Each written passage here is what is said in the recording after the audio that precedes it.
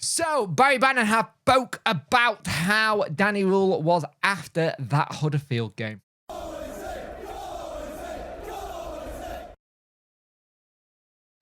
Hello and welcome to this video. You could like, share and subscribe to the channel. I much appreciate it. Liking helps the algorithm, sharing gets in front of people's faces, and subscribing lets me know you like the channel. We are 330 away from 4K. We are going to try and see if we can get 4K by the start of the season. That would be absolutely fantastic. If you remember, there is a new SWFC video that's out. We're about to go into the transfer window. So if you remember, please go leave comments about who you might want to see me to try and sign.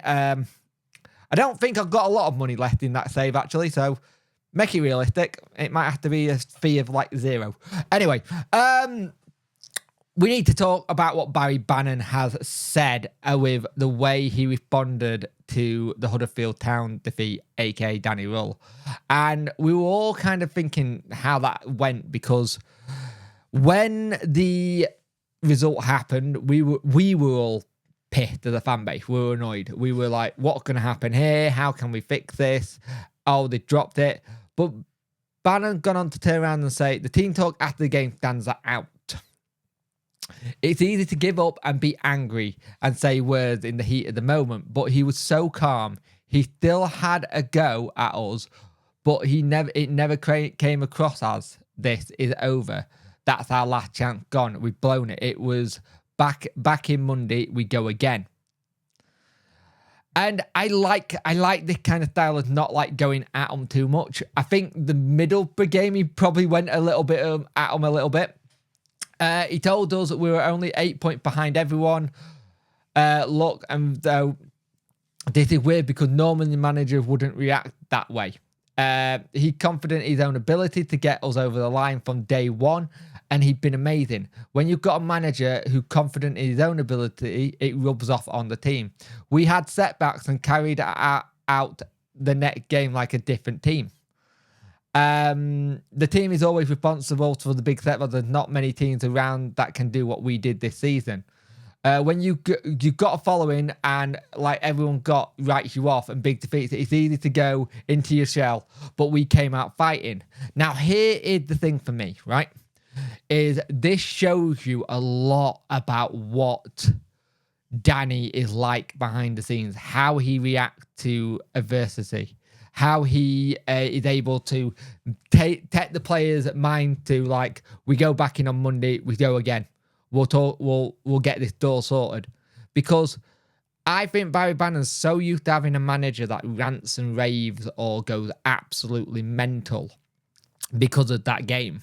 And he probably had a bit of a rant the Middlesbrough game. The Middlesbrough game sounds like that was more of a rant than we can get back into this, because he'll have been annoyed at how many chances, how he didn't get the last game and such. And you know what I mean? Because it was just coming off that Swansea game where we had so many chances to bury it and we just didn't. So I will be very interested to see what Danny's like in a second season and a second full season. Because this is something a bit of the unknown. He's had a bit of the taste of what he can do. We haven't seen a Danny Rohl type of player. We haven't seen a Danny Rohl pre-season. We've seen little glimpses of what they do. We've seen a lot of the tech and a lot of the analytics that he does. A lot of the like putting a drone up in the air to have a look from a bird's eye point of view to where the passes are going, how they're moving. And I'm guessing that's going to get projected onto a screen in the training ground to go, hey, we're going to do this. This is what we're talking about. On talking training ground, if one of the things Danny Rohl is wanting to do with the training ground is he wanting to have a dedicated team meeting room in there, where last couple of times we've seen the team meeting room, it looks like it's just been some chairs put together and then a projector put up at the back of the room, and then they talk about maybe wanting to get something where it's permanent, where we go in here, this is where we go in, we talk, we're going to have a meeting about what's going on. I like the kind of comments though that Barry has said, because it says a lot about what I kind of thought Danny Rohl was as a manager, and that is that he's very calm and assess everything. He might be very animated on the touchline, and I think behind the scenes he's quite a calming influence, can get used to it. He doesn't get too high and doesn't get too low. He takes everything as it comes. He doesn't go off the deep end. Like we're fans, we go off the deep end because we're fans. It's what we do. The amount of times this season I kind of said in debrief, I went, I think we might have not done this, but then I've waited a couple of days, thought about it, gone, actually, we're not that far behind. The one thing that kept on giving me belief this season was the fact that Danny Rohl kept on clawing back a 13-point deficit that we were in. And he kept on getting it to be within 3, within 1. And then to get to a point where we were over that and we were ahead of that. It shows a lot of what the man can do to a team and how he's able to motivate, how he's able to get people up off the ground and go again. You think of it like a boxer. You'll have your manager in the corner or your trainer talking to you, going about how you're going to do this. Maybe you're behind a round or two and they'll be like, right, you need to pick up the pace, go for it. You need to do this, this and this. Keep going. You're not out. It might look like you're out, but you're not out of this yet. You can do this. And it's that kind of scenario I like with Danny. He's very much a person who's able to get to know the person. It seems like he got a good man management style from what we've seen, because he kept even though he didn't play league regularly, it sounds like he did try and keep him in the loop a little bit and try and keep him with things that were going on.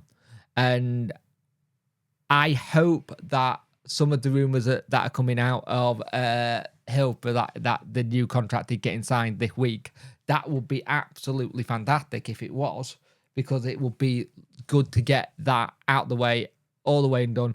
Know that his contract is sorted. We move on to the player contract, because again, we still don't have this retain list out. We know Lee Gregory's gone because he's signed for someone else already. And good luck to it, Mansfield Town. He'll do really well at Mansfield. It was a club I had a funny feeling he was going to go back to. Just from the offset, him and Aidan Flint reunited again. He'll do really well there, but I had a funny feeling that was the club he was going to go back to, because it's the club where he started. I think it's where he probably like to finish his career eventually. So, and in League One, he'll get you bags of goals. He's just a good player for League One. He's a good player for the Championship. We just didn't see it. But in League One, he knows where the back of the net is. So I think you look at everything that's been said by Barry Bannan, and you go with the way of it is. And I think Wednesday as a whole is not a team or a fan base to be written off. We've been written off twice in 2 seasons. And twice in 2 seasons, we turned around and given the middle finger up to anyone that wrote us off and gone, write us off if you dare. Because we're Sheffield Wednesday. We know what we can do. We know how to play. We will take any doubters or anyone who doesn't think we can do the job, and we'll use it in a positive as our way of turning around and said, you might write us off, but we're going to show you what we can do. And that is be determined to write off the doubters and the people who think we haven't got it in our locker.